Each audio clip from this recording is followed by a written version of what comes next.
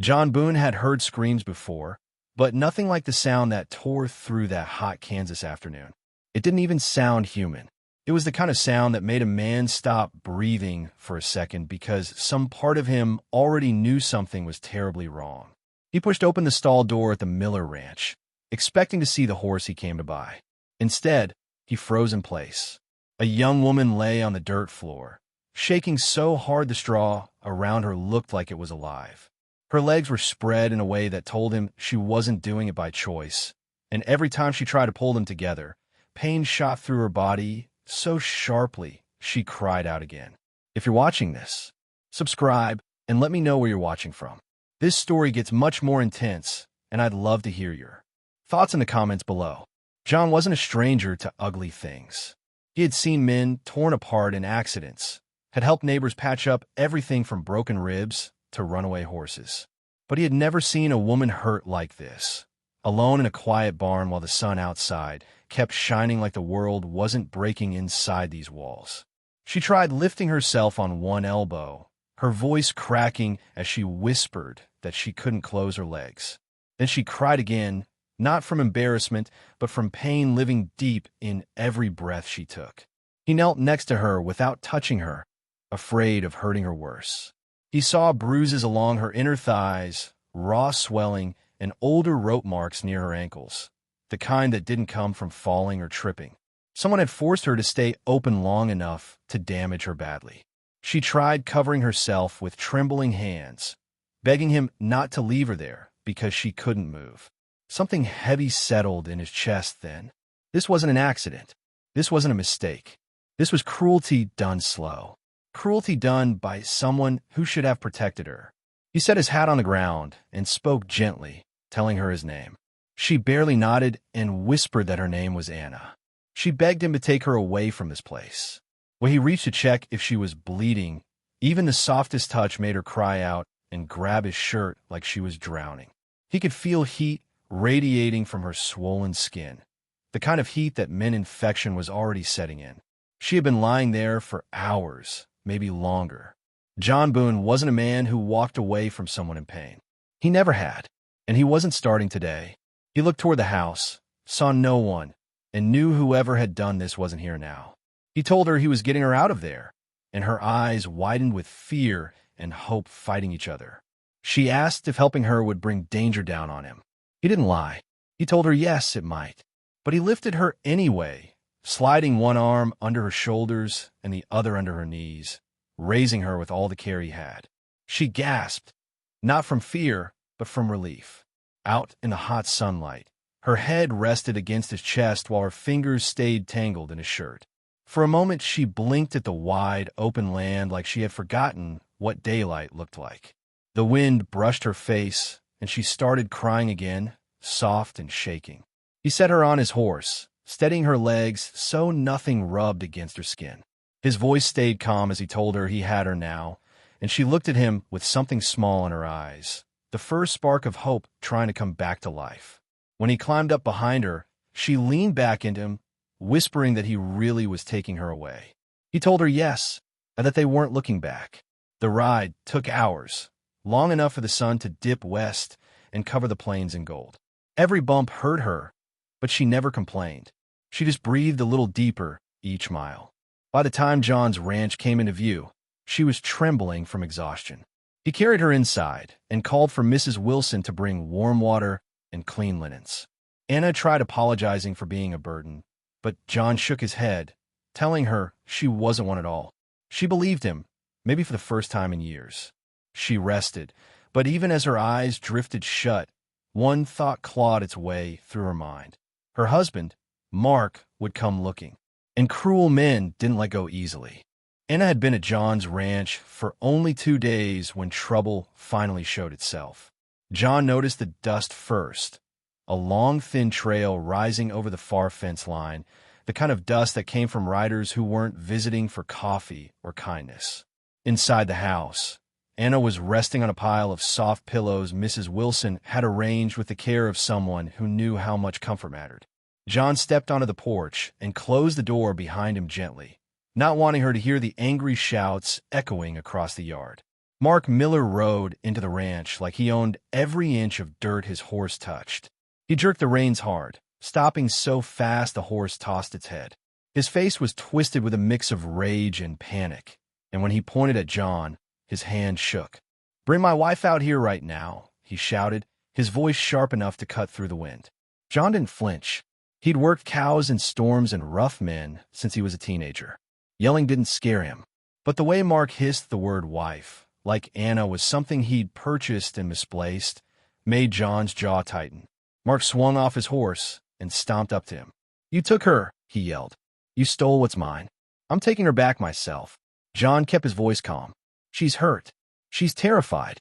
And she left because she wanted to." Mark's lip curled. "Wanted to? She don't get to want anything. She's mine. She does what I tell her." Something inside John snapped. Not loud, but sharp. He stepped closer and said quietly, "Not today. Not ever again." Mark shoved him. John shoved back, harder, sending Mark stumbling. Mark swung, hitting John square under the eye. John felt skin split, warm blood sliding down his cheek, but pain wasn't new to him. He steadied his feet as two hired hands jumped from their horses, ready to pile on. Before they could reach him, one of John's ranch hands sprinted from the barn, shouting that the boss wasn't standing alone today. That was all it took. The yard exploded into fists and dust. Mark came at John again, wild and sloppy. John ducked, grabbed him by the front of his shirt, and slammed him into the edge of the water trough so hard it sloshed. The hired hands rushed in, but John and his ranch hand moved with muscle memory carved by years of hard work. John threw one of the men to the ground, and the ranch hand dragged the other back by his collar, making him yell.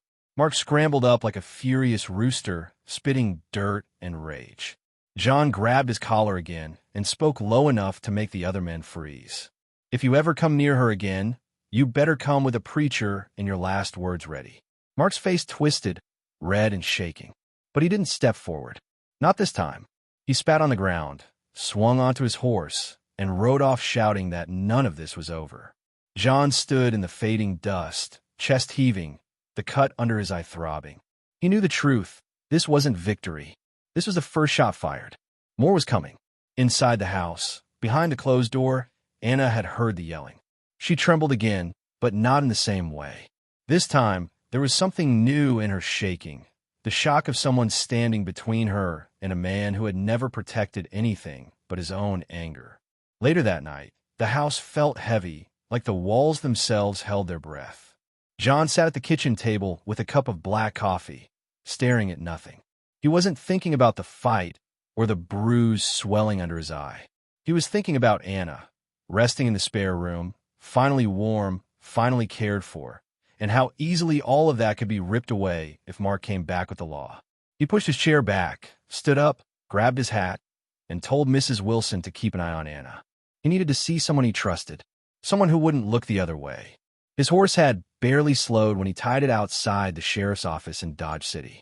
Inside, Sheriff Cole Harding looked up with weary eyes. "John," he said, "that's a face I only see when something bad's happened.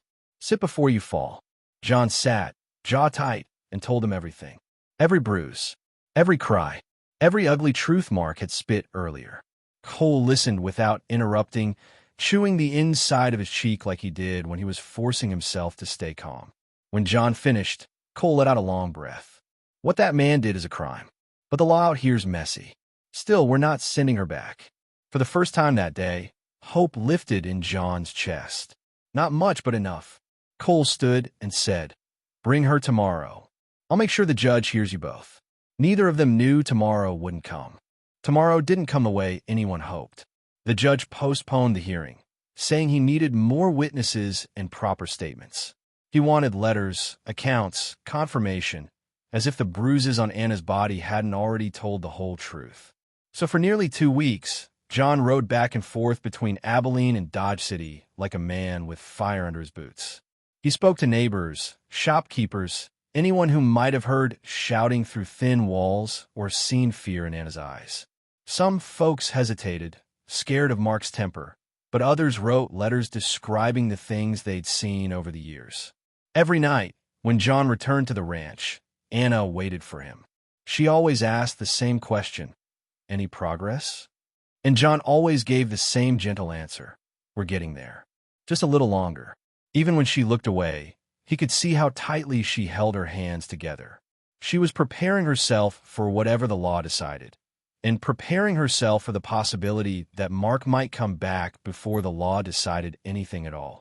When John finally rode to town again to deliver the stack of letters, the sun was setting, turning Front Street the color of cooling embers. He stopped outside the courthouse, feeling the weight of all the papers inside his coat. Those papers carried the truth, and still he wondered if they would be enough. Inside, the lamps flickered as he met with Sheriff Cole. The sheriff listened, read the letters, and nodded carefully. "You're doing good, John," he said.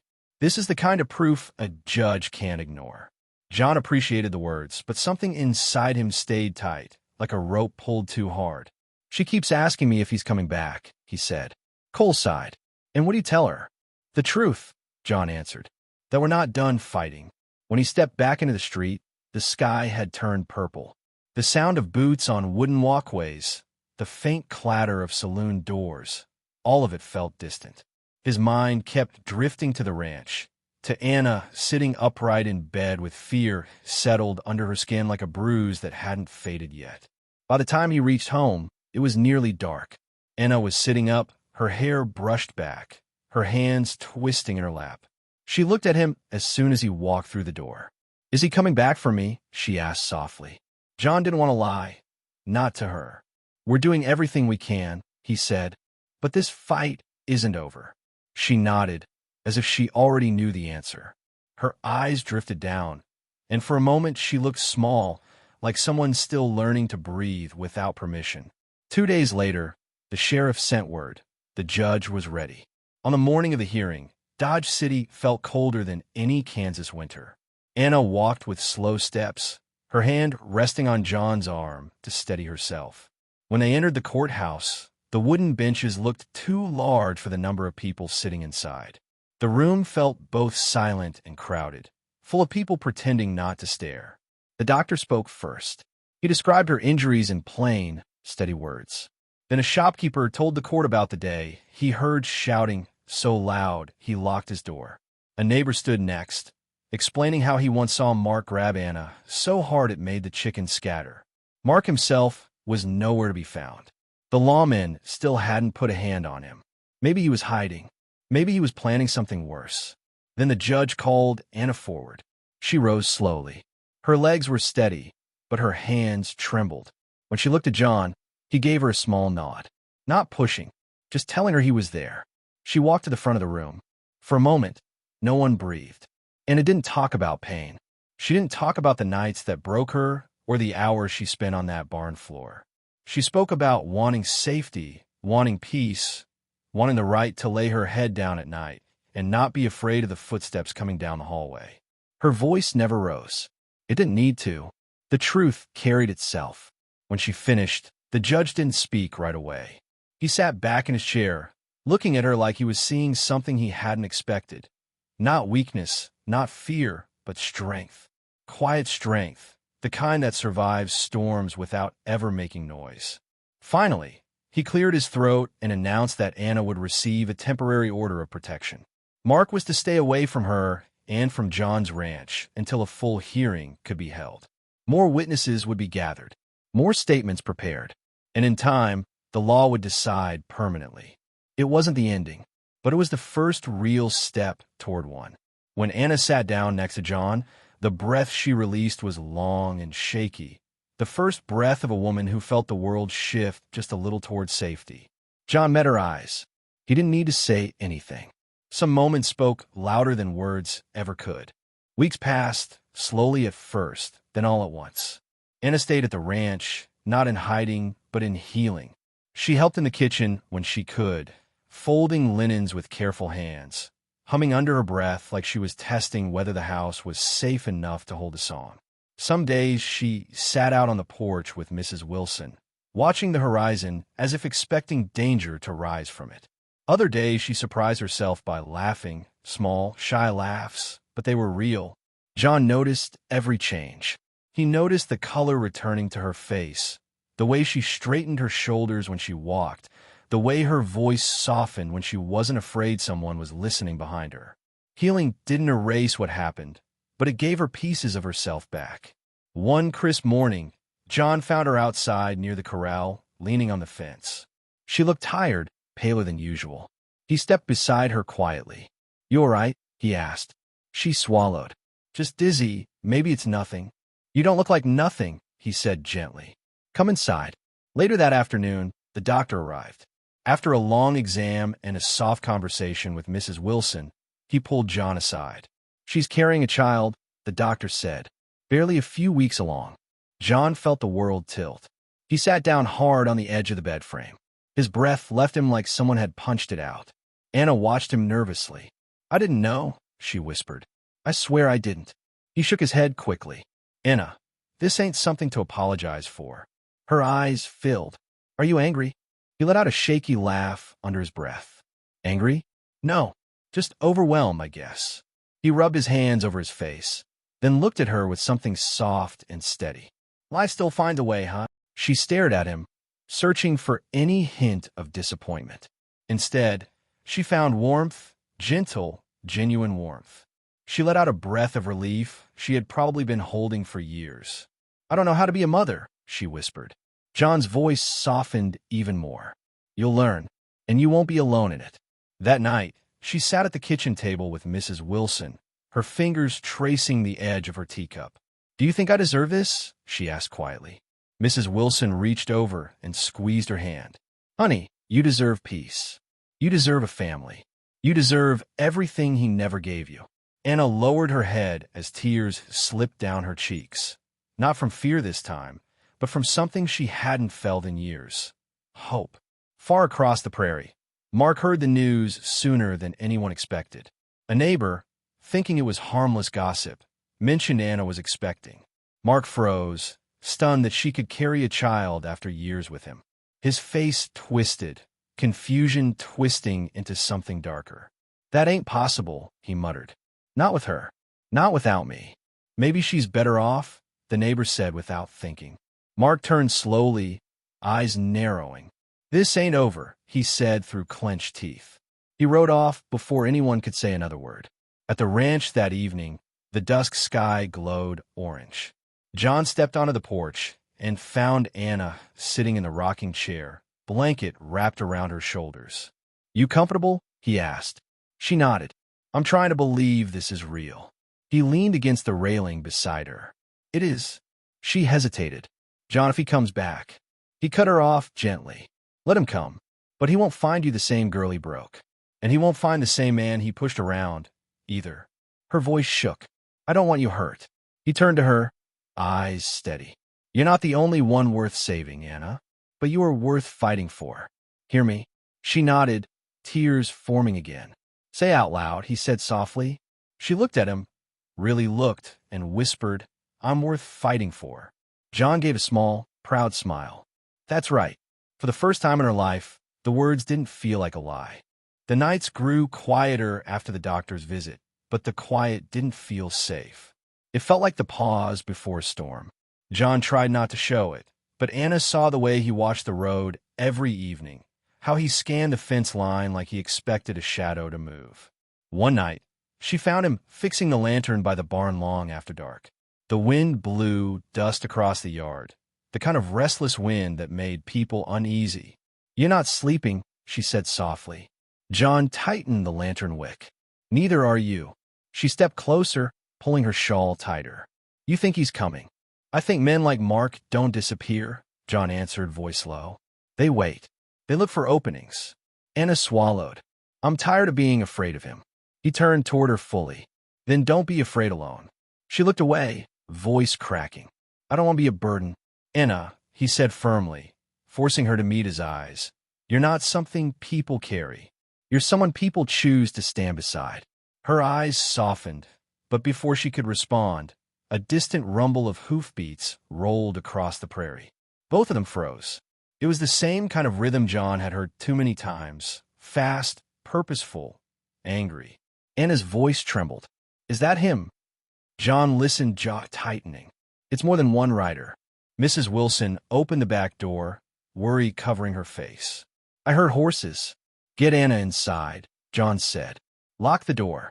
Anna grabbed his arm. John, please. He squeezed her hand. I'm not leaving you. Just go inside.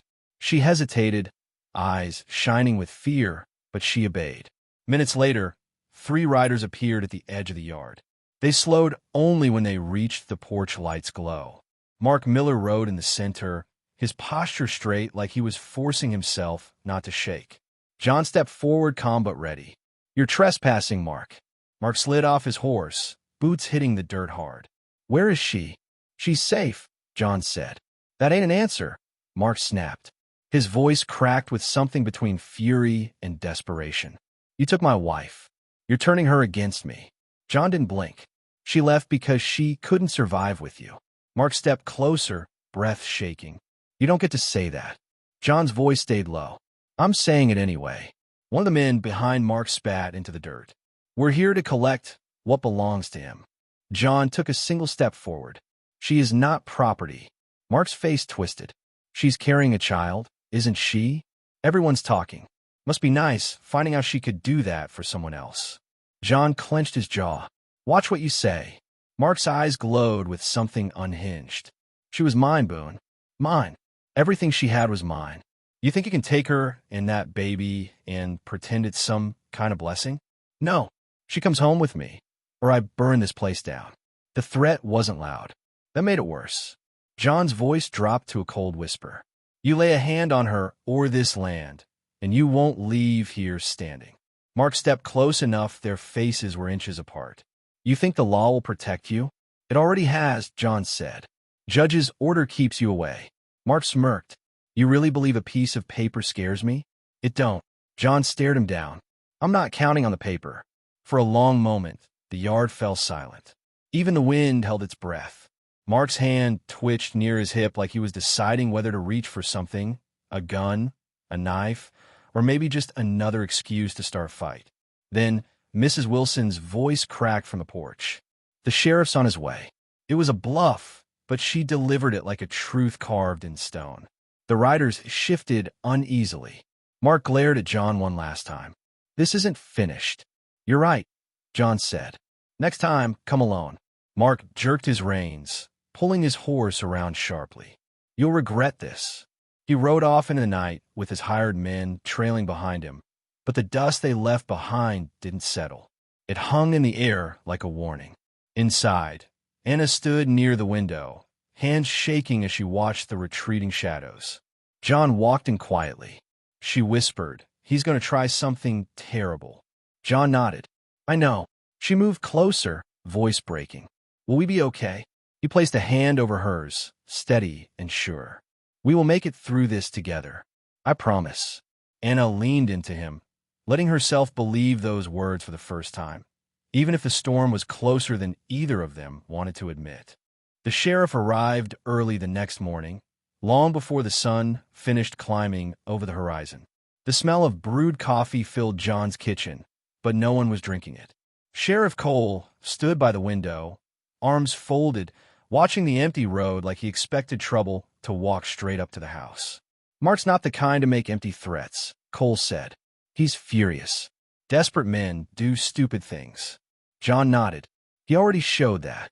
Anna sat at the table, hands wrapped around a mug she wasn't sipping from. Her fingers trembled lightly, not from weakness, from the weight of everything she'd endured and everything that still waited outside these walls. Cole turned to her, his voice softer. You did the right thing speaking up. You hear me? You saved your own life. Anna swallowed. I'm trying to believe that. You don't got to believe it all at once, Cole said. Belief comes slow. Mrs. Wilson gently placed a plate of toast in front of Anna. Eat something, sweetheart. Anna shook her head. I can't. John pulled out the chair beside her and Saturday try, he said quietly. She looked at him, eyes tired but trusting. She took one small bite, then another. Cole leaned back against the counter. Judge is calling for the full hearing in a week.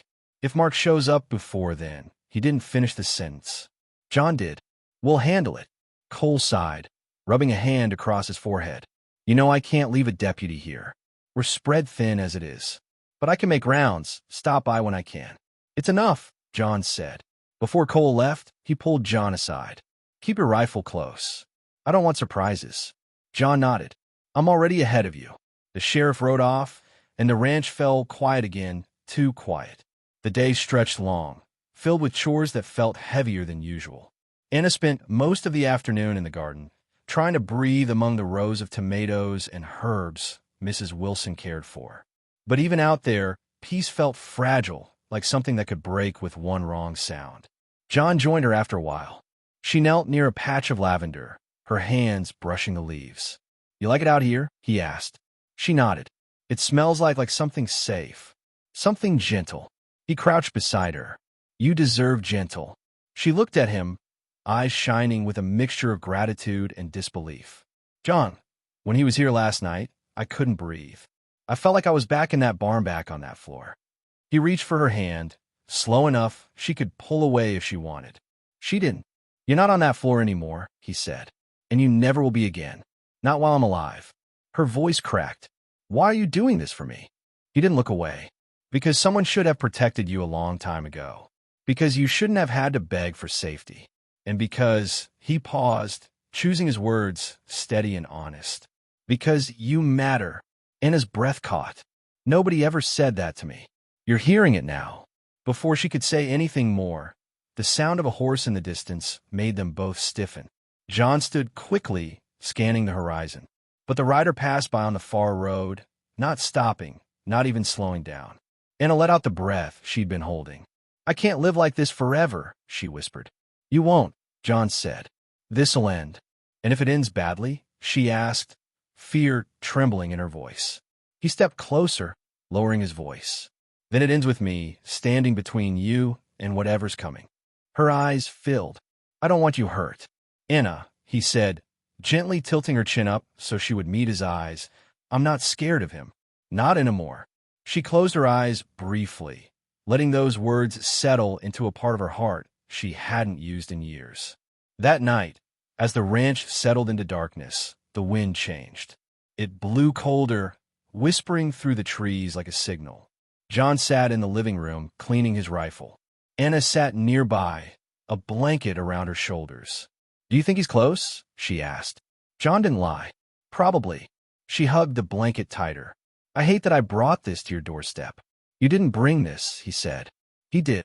She hesitated, then asked the question she'd been holding all day. If the law fails, what happens then? John put the rifle down, looked at her fully, and said in a low, firm voice that left no room for doubt. Then I'll protect you the way he should have. The way someone should have from the start. Tears rolled down her cheeks, but she didn't hide them. For once, she wasn't crying from pain or fear. She was crying because someone finally meant the words they said. In the quiet of that night, with the storm creeping over the prairie, both of them understood something. Love wasn't loud. It wasn't rushed. It wasn't dramatic. It was steady, like a man cleaning a rifle next to a woman trying to relearn safety. And somewhere out there, Mark Miller was planning his next move. The storm arrived 2 nights later, not with rain, but with a darkness that felt too heavy for the sky. The wind pushed against the ranch house like it wanted inside, rattling the windows, making the lamps flicker. Mrs. Wilson had gone to her room early, but Anna and John stayed awake in the living room, neither willing to say it out loud, but both knowing a feeling in their gut. Something was coming. Anna sat on the edge of the sofa, hands clasped together so tightly her knuckles had turned white. John stood near the window, rifle leaning beside him, jaw tight. She finally whispered, John, if he breaks in. He cut her off gently. He won't get that far. How do you know? She asked, voice trembling. John turned toward her, eyes steady. Because I'll be standing in front of him. Anna shook her head. I don't want blood spilled because of me. He stepped closer, kneeling in front of her so she couldn't look away. Anna, listen to me. This isn't because of you. This is because of him. You didn't cause his cruelty. You survived it. She swallowed hard, tears gathering. I'm scared. He placed a hand over hers, squeezing lightly. Then be scared, but don't be ashamed of it. Only fools aren't scared of danger. Before she could respond, a sharp thud hit the far end of the house, like someone had kicked the side of the barn door. Anna jolted, covering her mouth to stop the sound that rose at her throat. John stood quickly, grabbing the rifle. "Stay behind me." Anna rose on shaking legs. "John, please." He held up a hand. "No arguing. Stay close." They crept toward the kitchen, the lantern flickering against the wooden walls. Another thud echoed, closer this time, like footsteps circling the house. John whispered, "He's testing the windows." Anna's breath hitched. "Oh, God." Then came a voice. Low, angry, familiar. "Anna, you in there?" The sound made her knees weaken. She grabbed John's arm, clinging to him as panic flooded her chest. John whispered, "Don't answer him." Mark's boots crunched against the gravel outside. "You think you can hide from me? You think this house is going to save you?"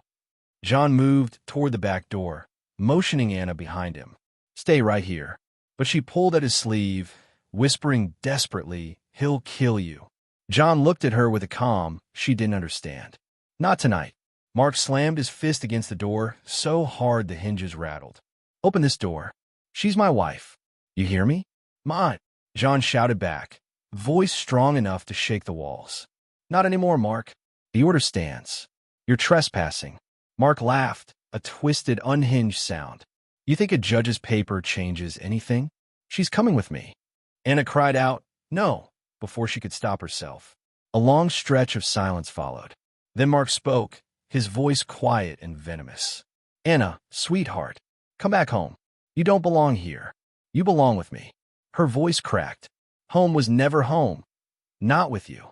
Mark snarled, "That cowboy's filling your head with lies." John stepped closer to the door, jaw clenched. "The only lies here were the ones you fed her." Mark's boots scraped the dirt. "You're a dead man, Boone. Why get my hands on you?" John cut him off sharply. "Then come inside and try." The challenge hung in the air like lightning waiting to strike. Anna grabbed John's arm with both hands. "Please don't provoke him. Please." He turned to her, voice softer. "He's already made up his mind, Anna. This ends tonight, one way or another." The door shook again as Mark kicked it. "Open up, damn it." John raised his rifle slightly. "Last warning, Mark. Walk away." "You don't scare me," Mark spat. "Then you're a fool," John replied. There was a sudden scrape, metal against wood, and then a furious shout. Mark had grabbed something, maybe a crowbar or axe handle, trying to wedge the back door open. Anna's voice cracked, filled with pure terror. "John, he's going to break in." John positioned himself directly in front of the door.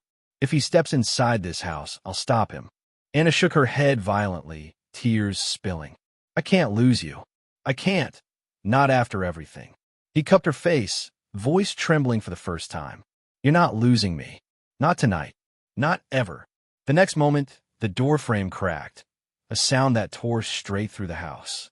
Mark shouted, "I'm taking what's mine." John lifted the rifle, breath steady. "Stay behind me," he said, "no matter what you hear." Anna pressed a hand over her mouth, sobbing softly. "Please come back to me."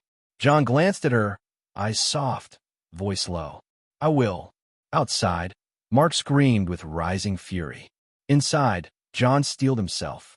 The final confrontation had arrived. The doorframe cracked again, splinters falling to the floor like breaking bones.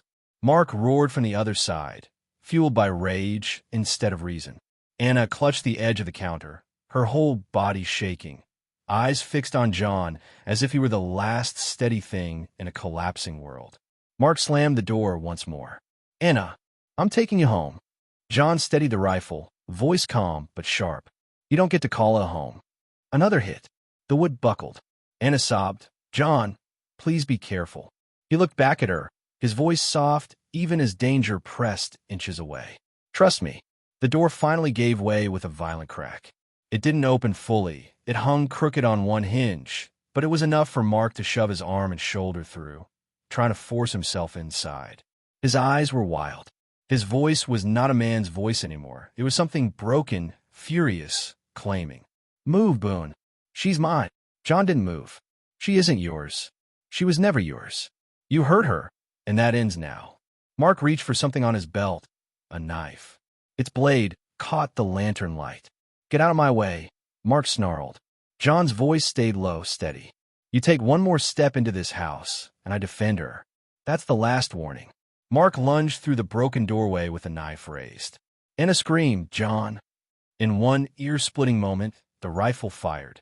The echo rolled through the house like thunder. Mark stumbled back, the knife falling from his hand. He hit the dirt outside and lay still, breathing but unable to rise. His hand twitched, but the fight was gone. All his power drained, leaving nothing but a man who had lived off control for too long and finally lost it. John didn't step outside right away. He kept the rifle aimed until he knew Mark was no longer a threat. Then he set it aside and turned to Anna, who had slid to the floor, sobbing into her hands. He rushed to her, kneeling, pulling her into his arms. "It's okay," he whispered. "It's over. It's done." She clung to him, shaking. I thought you'd be hurt. I thought I'd lose you." He pressed his forehead to hers. "You're not losing me. Not now. Not ever." The sheriff arrived minutes later, having already been on his way after hearing rumors Mark was riding out with hired men. Cole took one look at the broken door, the fallen knife, the wounded man on the ground, and shook his head. "John," he said, "this was self-defense. Clear as daylight." Anna trembled as the sheriff helped her sit down. "It's really over?" Cole softened. "He'll face the law now, and he won't be near you again." That night, the ranch was quiet, but for once the quiet didn't feel dangerous. It felt earned. It felt like the kind of silence people only get after surviving something that should have destroyed them. Anna sat beside John on the porch, wrapped in a blanket. The stars shimmered above them, the wind finally gentle again. "John," she whispered, "I don't know how to start over." He reached for her hand. "You don't start over alone.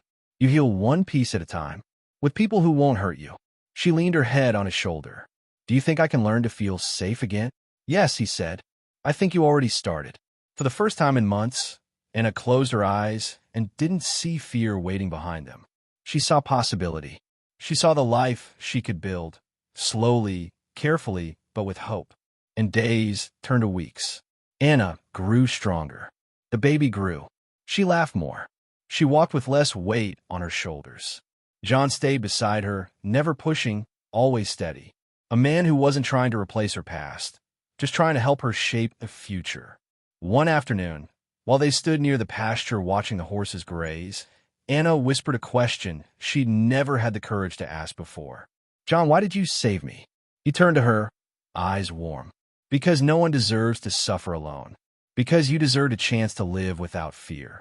And because sometimes doing the right thing means standing up when everyone else looks away." Anna let the words settle deep inside her, the truest thing anyone had ever said to her. She placed her hand over her stomach. "I'm grateful, more than you know." John smiled softly.